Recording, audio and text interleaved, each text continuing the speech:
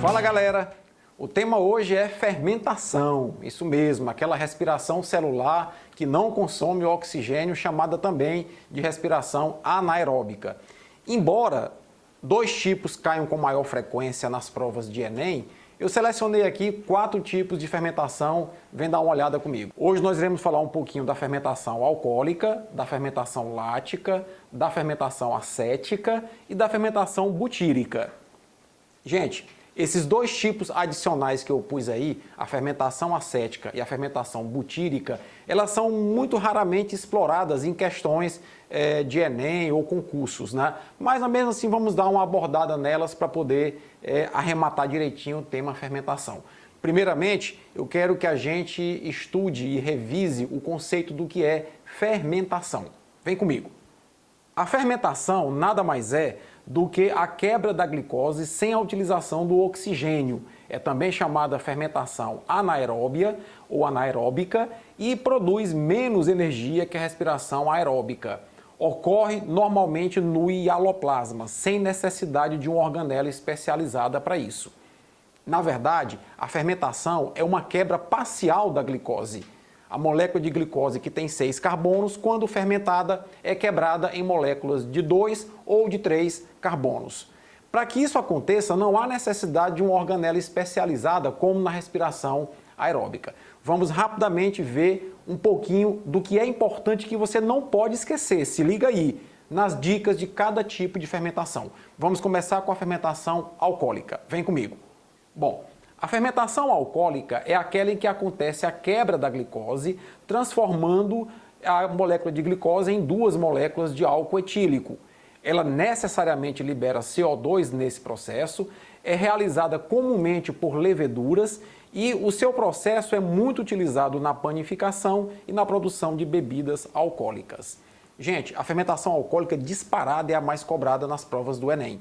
E aí você tem que se ligar em basicamente 2 coisinhas, porque as questões do Enem, elas são questões contextualizadas. Elas não são questões decorebas. Esqueça o decoreba.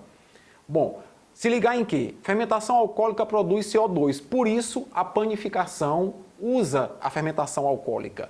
Porque ao liberar CO2, que é um gás, a massa do pão, a massa do bolo vai inchar, ficando aqueles furinhos cheios de ar que vão dar maciez ao pão e a maciez do bolo. Já a indústria de bebida alcoólica utiliza a fermentação por quê? Porque o produto final é um álcool, o álcool etílico. E aí, utilizando leveduras para produzir cerveja, utilizando para produzir vinho, formam-se as chamadas bebidas fermentáveis, que as pessoas consomem no mundo inteiro. Bom, o segundo tipo de fermentação que eu quero mostrar para vocês, com algumas dicas preciosíssimas, é a fermentação lática. E vamos ver o que é que muda de uma para outra. Vem comigo.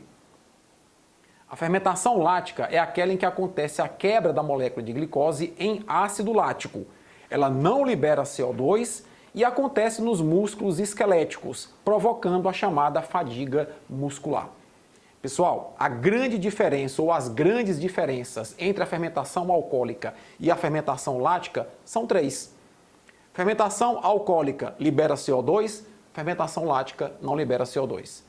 Fermentação alcoólica acontece em leveduras, é feita por leveduras. A fermentação lática é realizada por quem? Por células musculares. E o fundamental é o produto final, que na fermentação alcoólica é o álcool etílico ou etanol e na fermentação lática é o ácido lático. Atletas, quando começam a correr, ou então pessoas que estão sedentárias e começam a fazer atividade física, a musculatura, por não ter ainda uma vascularização que faça com que o oxigênio chegue até os músculos para fazer respiração aeróbia, começa a fermentar. Como produto disso, gera o ácido lático, que ao se acumular, gera a dor ou fadiga muscular. Quem nunca teve dor muscular ao começar a atividade física após um longo período de sedentarismo? É por isso que acontece a fadiga muscular.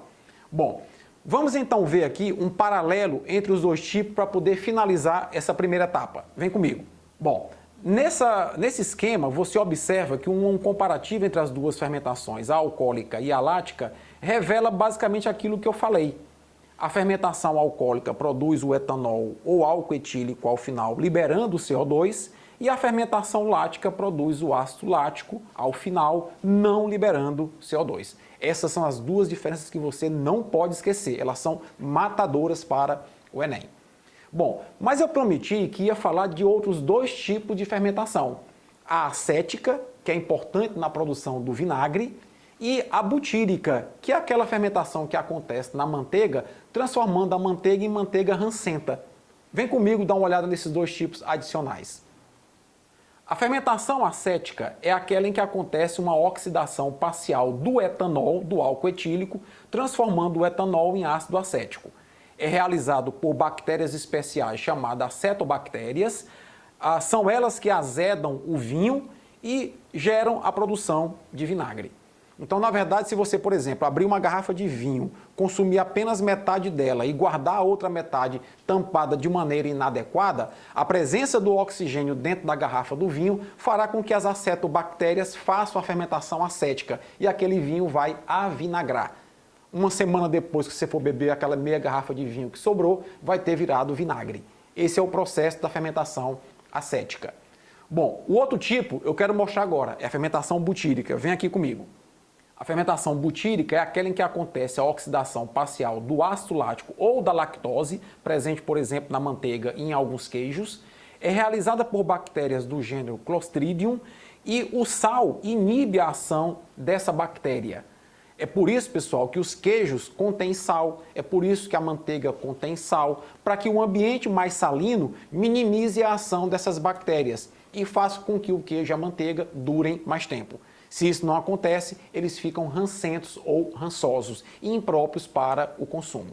Com essas dicas preciosas, chegou a hora da gente fazer a questãozinha do Enem que trata desse assunto. Vem comigo. O esquema representa, de maneira simplificada, o processo de produção de etanol utilizando o milho como matéria-prima. Veja que no esquema tem um tubo em que acontece a hidrólise do milho, tá? Lembrando sempre que a hidrólise é a quebra do amido do milho em moléculas de glicose. Hidrólise, lise, hidro, quebra a partir da água. É uma digestão do amido em moléculas de glicose. Tá? Continuando. A levedura é adicionada no tubo em que o amido do milho foi hidrolisado. Acontece a fermentação com liberação de CO2, etanol e água. Nós estamos, portanto, diante de um esquema simplificado da fermentação alcoólica. A partir disso, dá para a gente responder a questão. Vem comigo. A etapa de hidrólise na produção de etanol a partir do milho é fundamental para que, letra A glicose seja convertida em sacarose. Gente, a glicose é um monômero. A sacarose já é um dímero. Então, a hidrólise da sacarose é que iria produzir glicose e não o contrário. Letra A não faz sentido. A letra B. A enzima dessa planta sejam ativadas não faz o menor sentido. A maceração favoreça a solubilização de água também não tem sentido. O amido seja transformado em substâncias utilizáveis pela levedura. Letra D é a resposta correta. Claro, gente, o amido é um polímero formado de várias moléculas de glicose. Quando o amido é hidrolisado, ele é quebrado em moléculas de glicose, que é o substrato para que a levedura faça a fermentação. Alternativa correta, letra D. Valeu a dica, um abraço e até a próxima.